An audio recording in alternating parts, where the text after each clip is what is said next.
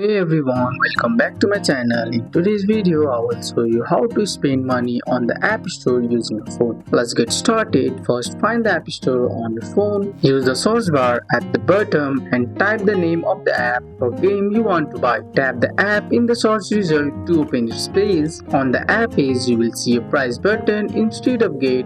If it's paid, tap the price to start the purchase. If it's free, you can tap get and then choose in-app purchase to spend money inside the app. After tapping the price, your phone will ask you to confirm your payment using Face ID, Touch ID or Apple ID password. Once confirmed, the money is deducted from your Apple ID balance or linked payment method. You can also spend money on subscription or in-app items. Once purchased, the app or item is yours. You can download it, play or use it immediately. Repeat the steps to spend more money safely on anything you like in the Apple Store. And that's it. Now you know how to spend money on apps, games and subscriptions safely and easily on your phone. That's all for today's video guys. I hope you guys like this video. If you found this video helpful, drop a like, subscribe for more videos. Thanks for watching. See you in the next one.